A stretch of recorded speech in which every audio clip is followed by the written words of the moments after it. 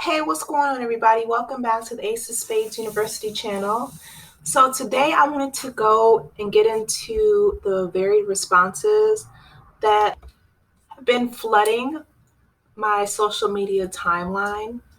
On one hand, a lot of people from England have been really mourning the Queen's death.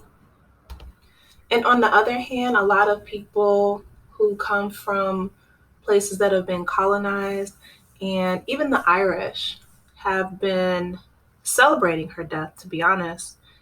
And I always feel like you cannot colonize and oppress people and then turn around and get upset that they're upset when that head of state passes.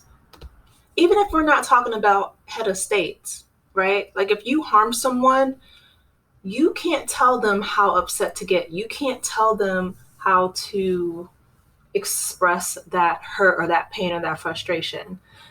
So this first picture that I put up, it's of Queen Elizabeth II, who's wearing a crown that has a diamond known as the largest clear-cut diamond in the world. Its name is called the Great Star of Africa. It's 530 carats, and it was mined in South Africa back in 1905. It was stolen from the people of South Africa, and its estimated worth is $400 million USD. Think about that, 400 million US dollars. South Africa only has a population of 60 million. So if they gave everybody $1 million, they would have $340 million left. Just that one stone could do so much for the people and the economy of South Africa. And it's theirs. It was stolen from them. In this next picture, we have Trevor Sinclair. So Trevor Sinclair, he is a footballer. I mean, I know in America we say soccer, but the rest of the world says football. So I'm going to call him a footballer. And right now he is being investigated, and people are calling for him to lose his job with his employer, TalkSport. And there's huge backlash because of this tweet that I put up. And it reads, racism was outlawed in England in the 60s, and it's been allowed to thrive. So why should Black and brown people mourn? Hashtag Queen. It's a valid question. It really, truly is. I mean, I was looking on Twitter yesterday, and the Irish were, dancing outside of Buckingham Palace. There's a clip of them doing a river dance to the band's Queen. Another one, Bites the Dust. There's another video where they're singing, hey, Lizzie's in the box, and it's a whole stadium full of people chanting that Lizzie, Elizabeth is in a box, and they're celebrating. Again, you can't do harm to tens of thousands of millions of people around the world and not expect them to have a very human reaction to that pain that they caused. The Irish were starved in the potato famine. The Africans and Indians were colonized and brutalized and tortured and maimed. And all of this was under either Elizabeth's rule or, her generational heritage, her lineage. So they have a right to feel the way that they do. In Kenya, this is Kenyan TV, and it says, the caption at the bottom says, the Queen is dead. Queen's eldest son, Charles, automatically becomes Queen. And I thought that this was hilarious because it's so shady. He becomes the king, right? But again, with the people in Kenya, they were forced into concentration camps and brutalized, tortured, starved, maimed. So they can feel, in my opinion, however they want to feel. You can't do harm to people and not expect them to have a visceral reaction to the person who has caused them harm for so many years. Moving on to the next person that I want to talk about, So this professor, Hugo Anya, and Jeff Bezos got into a Twitter beef because she put up a tweet and it said, "I heard the chief monarch of a thieving, raping, genocidal empire is finally dying. May her pain be excruciating." Then Jeff Bezos quote tweeted her and said, this is someone supposedly working to make the world better. I don't think so. Wow." That was his response. To which Yuju replied in her specific native tongue in another tweet, and she says in English, "May everyone you and your merciless greed have harmed in this world remember you as fondly as I remember my colonizers." So again, you can't do harm to a whole group of people, especially vulnerable people, and not expect them to react. Plus, she says, which I have here, "Y'all, I met Chris Smalls, extraordinarily brilliant and powerful young man who unionized Amazon." So Chris Smalls, just to give you guys a real quick backstory, he was in charge of unionizing Amazon and working to get them to go on strike in order to have better working conditions.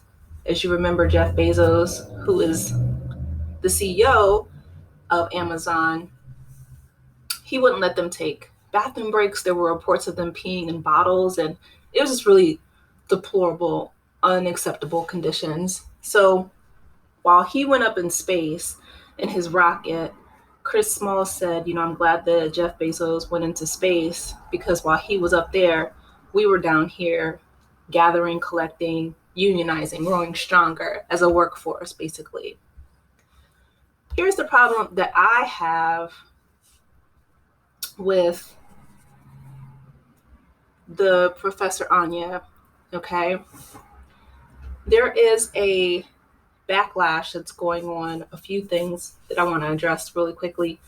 So Carnegie Mellon University, which is her employer, they said, we do not condone the offensive and objectionable message posted by Yuju Anya today on her personal social media account.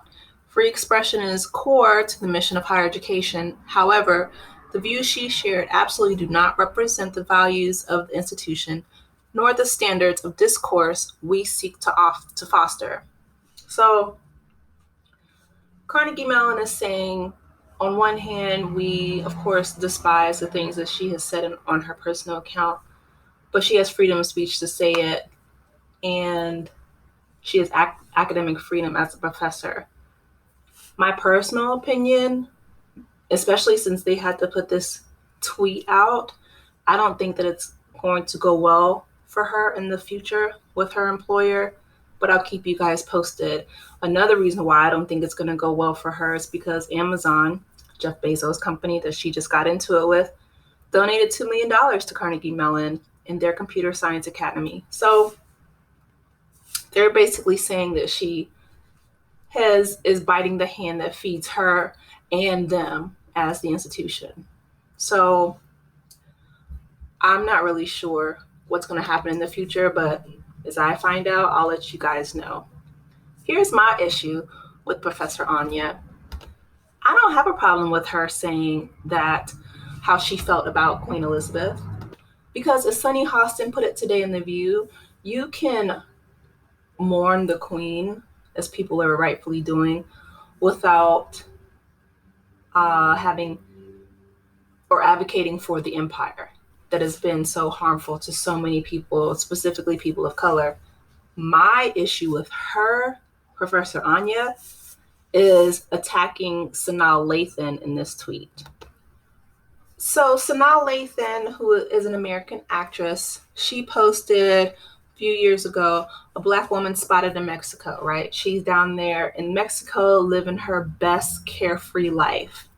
Here comes Professor Anya saying, "No shade at the good sis. However," all caps, "Okada need to quit with these assumptions that their Blackness is the only one alive in the Americas. Mexico has a large, thriving Black population, especially in Osaka, Veracruz, and Guerrero. Location of popular destination, Acapulco.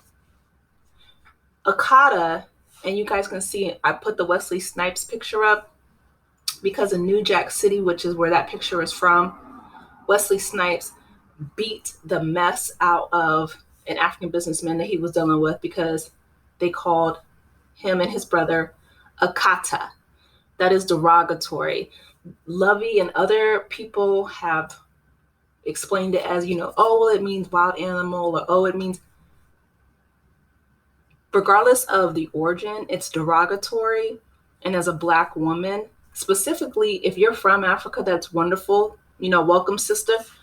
Welcome to the U.S. We have marched, we have died, we have fought for civil rights, not only for ourselves, but for all marginalized groups and people of color. So when you come over here, put some respect on our name, as Birdman would say, and recognize that you don't come here and call the people who have fought and marched and bled and died for your right to teach at Carnegie Mellon a kata. I don't think so.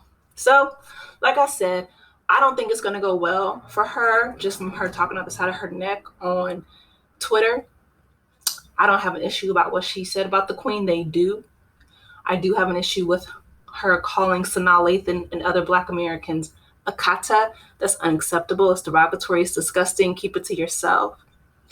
But anyway, I love you guys. I hope that you're having a wonderful day. And I will talk with you all later. Take care of yourselves. Bye-bye.